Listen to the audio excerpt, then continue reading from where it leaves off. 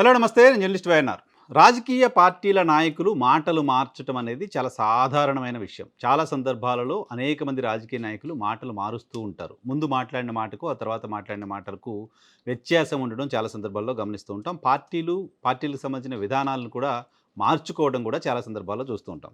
ఇటువంటి సందర్భాల్లో మీడియా ఎవరైనా అడిగితే గతంలో ఆ పార్టీ పైన అలా విమర్శ చేశారు, ఇప్పుడు ఎలా కలుస్తున్నారు, ఎలా ఆ పార్టీ మీకు ఫ్రెండ్ అయిపోయింది అని అడిగినా, లేకపోతే గతంలో ఆ పార్టీ పైన ఇటువంటి విమర్శలు చేశారు, ఇప్పుడు ఎలా పొత్తు పెట్టుకుంటారని అడిగినా, ఇలా గతంలో ఆ వ్యక్తి పైన ఇటువంటి విమర్శలు చేశారు, ఇప్పుడు ఎలా మీరు దాన్ని సమర్థించుకుంటారని అడిగినా, రాజకీయాలు డైనమిక్స్ చేంజ్ అవుతూ ఉంటాయి. రకరకాల సందర్భాల్లో రాజకీయ పార్టీలు నిర్ణయాలు మార్చుకుంటూ ఉంటాయి. రాజకీయాలు అలాగే ఉండవు. స్టబర్న్‌గా ఉండే పరిస్థితి ఉండదు. విధానాల్ని, నిర్ణయాల్ని మార్చుకుంటూ ఉంటాయి. సో, అవి ప్రాసెస్ అలా నడుస్తూ ఉంటుంది అంటూ రాజకీయ పార్టీలకు సంబంధించిన నాయకులు ఒక కొత్త థియరీని మనకు చెప్తూ ఉంటారు. నిజమే, కొన్ని సందర్భాల్లో భావ సారూప్యత పేరుతో కలుస్తూ ఉంటాయి. కొన్ని సందర్భాలలో ఇంకెవరినో ఎదుర్కోవడం కోసం అని చెప్పి భావ సారూప్యత లేకపోయినా కలుస్తూ ఉంటాయి. ఇలా రకరకాల సందర్భాలు రాజకీయ పార్టీలు, నాయకులు, వ్యక్తులు కలవడానికి కారణమవుతూ ఉంటాయి. సో, రాజకీయ పార్టీలు విధానాలను మార్చుకునే సందర్భంలో ఆన్సర్ ఓకే, కానీ అధికారంలో ఉన్న నాయకులు మాట్లాడుతున్న మాటలు, ఆ మాటలు ఇమ్మీడియేట్‌గా మార్చటం అనేది ప్రజల్లో ఆ నాయకుల్ని పలచన చేస్తాయి. పర్టిక్యులర్‌గా సోషల్ మీడియా యుగంలో నాయకులు మాట్లాడుతున్న సందర్భంలో చాలా చాలా చాలా జాగ్రత్తగా ఉండాల్సిన అవసరం ఉంటుంది. నాయకులు తమ టీం రాసిచ్చిన స్క్రిప్ట్‌ని చదివితే, ఆ తర్వాత వాళ్ళేం మాట్లాడారో వాళ్ళకి గుర్తుండదు. పేపర్ చదివితే ఆ పేపర్ ఇచ్చారు, చదివాము, పేపర్‌లో ఉన్న పాయింట్స్‌ని మాట్లాడాము. నెక్స్ట్ టైమ్ ఇంకో దగ్గరికి పోతే ఇంకో పాయింట్స్ ఇస్తారు, అది మాట్లాడతాం అనుకుంటూ పోతే రాజకీయ నాయకులు అబాస్పాలవుతారు, పలచనవుతారు. రాజకీయాల్లో కొత్తగా వచ్చిన వాళ్ళో, లేకపోతే రాజకీయాల్లో కొత్తగా పదవులు, మంత్రులు లాంటి బాధ్యతలు తీసుకున్న వాళ్ళో అటువంటి తప్పులు చేస్తూ ఉండడం చూస్తున్నాం. కానీ ఈ మొత్తం ఉపోద్ఘాతం ఎందుకు చేస్తున్నానంటే, ఇటీవల తెలంగాణ ముఖ్యమంత్రి రేవంత్ రెడ్డి మాట్లాడుతున్న మాటలు ఆయన్ని ప్రజల్లో పలచన చేస్తున్నాయి. ప్రజల్లో పలచన చేస్తున్నాయి అనే దానికంటే కాంగ్రెస్ పార్టీలో పలచన చేస్తున్నాయి. కాంగ్రెస్ పార్టీలో పలచన చేయడం మాత్రమే కాదు, కాంగ్రెస్ పార్టీని పలచన చేస్తున్నాయి. కాంగ్రెస్ సర్కార్‌ని పలచన చేస్తున్నాయి. ఏంటది? రేవంత్ టీం ఎవరో కానీ సరిగ్గా లేరు. రేవంత్ టీం ఎవరో గానీ రేవంత్ కోసం కాకుండా ఇంకెవరి కోసమో పనిచేస్తున్నారు అనిపిస్తోంది. రేవంత్ టీం ఎవరో గానీ రేవంత్ ఏం మాట్లాడుతున్నారో కనీసం అవగాహన లేకుండా ఉన్నారు. రేవంత్ టీం ఎవరో గానీ రేవంత్‌కి ఇస్తున్న స్క్రిప్ట్‌లు, ఆయన మాట్లాడుతున్న మాటలు కనీసం అబ్జర్వ్ కూడా చేయట్లేదు అనిపిస్తోంది.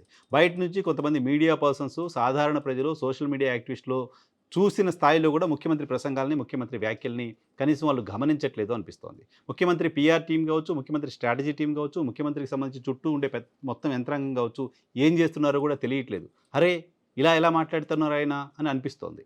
ఒక 2 చిన్న ఎగ్జాంపుల్స్ చెప్తాను. కొద్ది రోజుల క్రితం ఎల్బీ స్టేడియంలో ఒక భారీ సభని కాంగ్రెస్ పార్టీ నిర్వహించింది.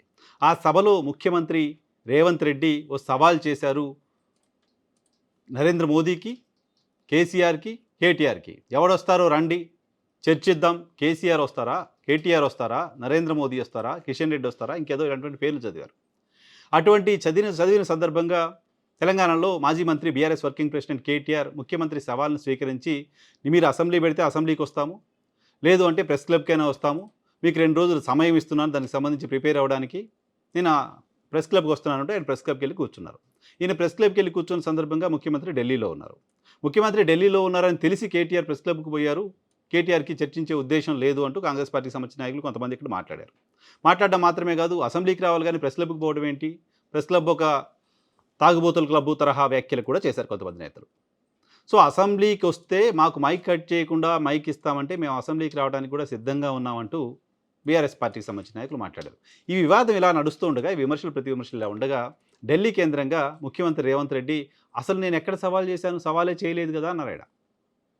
నేను వీలుంటే పక్కన వేస్తాను. అంతకుముందు ఆయన సవాల్ చేసిన సందర్భంగా మాట్లాడిన మాటలు, నేను సవాల్ చేయలేదు, సూచన చేశానని చెప్పిన మాటలు కూడా మీకు పక్కన వేస్తాను. ఒకసారి మీరు చూడొచ్చు. అది ఢిల్లీలో ఉండే మోడీ అయినా సరే, గల్లీలో ఉండే కేడీ అయినా సరే, చర్చ పెడతాం. పార్లమెంటులోనా, అసెంబ్లీలోనా, రైతు రాజ్యం ఎవరు తెచ్చిండ్రు, రైతులకు అండగా నిలబడ్డది ఎవరు తేల్చుకుందాం. రాండి చర్చలకు.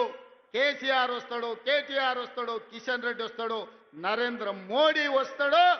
కాంగ్రెస్ పార్టీ కార్యకర్తలను తీసుకొని నేను వస్తా అని సూటిగా సవాలు విసురుతున్న మిత్రులారా, ప్రధాన ప్రతిపక్ష నాయకుడిగా వారిని ఏ తారీఖు వారు వస్తారో, ఏ తారీఖు వారు చర్చిస్తారో ఒక లేఖ రాయమని స్పీకర్ గారికి.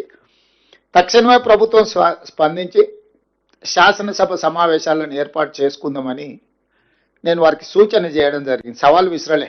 సస్పెండ్ చేయాలి, వాళ్ళు చెప్పాల్సుకున్నది ఏదైనా చెప్పండి, మేము వినడానికి సిద్ధంగా ఉన్నామని.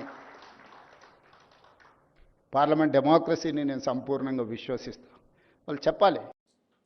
అసెంబ్లీకి రమ్మని సూచన చేశాను కేసీఆర్ని, అసెంబ్లీకి వస్తే చర్చిద్దామని సూచన చేశాను తప్ప అబ్బాయి నేను ఎక్కడ సవాల్ చేశాను అన్నారు. మొత్తం మీడియా ముందు, పార్టీ కార్యకర్తల ముందు, పార్టీ అగ్రనాయకత్వం మల్లికార్జున్ ఖర్గే ముందు రేవంత్ రెడ్డి చేసిన సవాల్ అలా ఉంది. ఆ సవాల్ని నేను సవాలే చేయలేదు, సూచన చేశానంటూ ఇమీడియట్గా వారం రోజుల తిరగకముందే ఆయనే మాట్లాడారు. ఇది ప్రజల్లో, కాంగ్రెస్ పార్టీలో రేవంత్ రెడ్డి ఇమేజ్ని డ్యామేజ్ చేయదు, రేవంత్ రెడ్డిని పలచం చేయదు.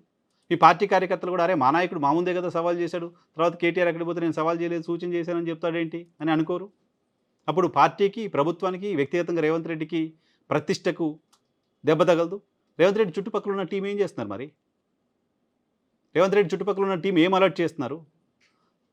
ఆయన అటువంటి మాటలు మాట్లాడిన సందర్భంగా లేదు సార్ మనం ఇలా సవాల్ చేశాము, నేనే అప్పుడు రాసిచ్చాను, రాసిస్తున్న వాళ్ళు ఎవరో రాసిస్తే కనుక మాట్లాడాలి కదా, చెప్పాలి కదా.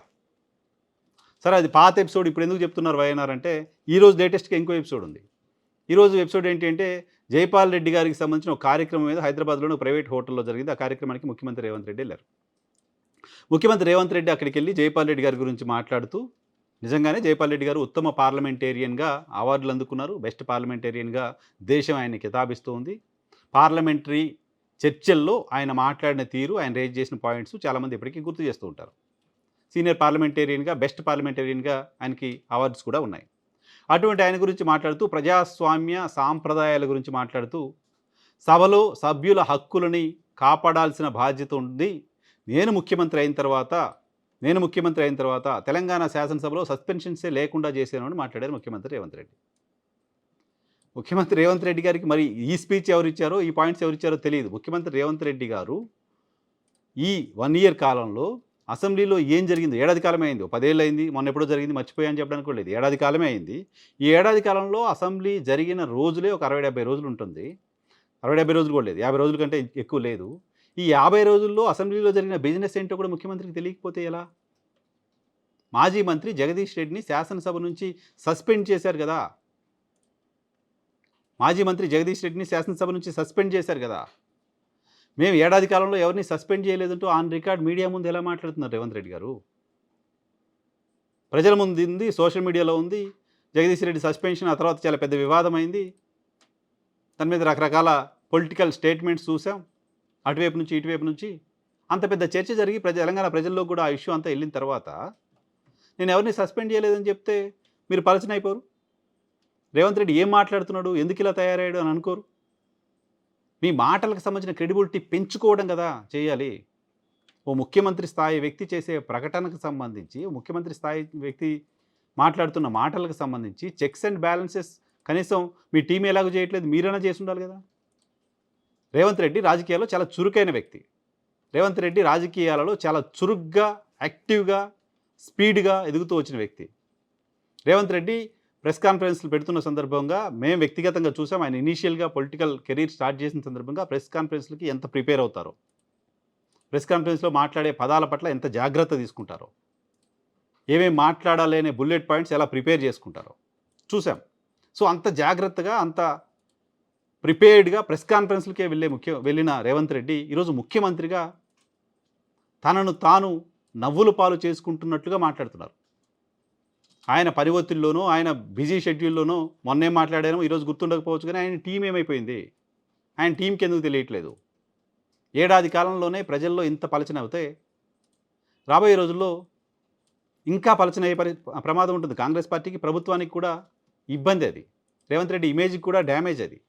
రేవంత్ రెడ్డి నిన్నోటి మాట్లాడతాడు, మొన్నోటి మాట్లాడతాడు అని ప్రజలు అనుకుంటే రేపొద్దున ఆయన మాట్లాడుతున్న మాటలకు విశ్వసనీయత లేకుండా పోతుంది.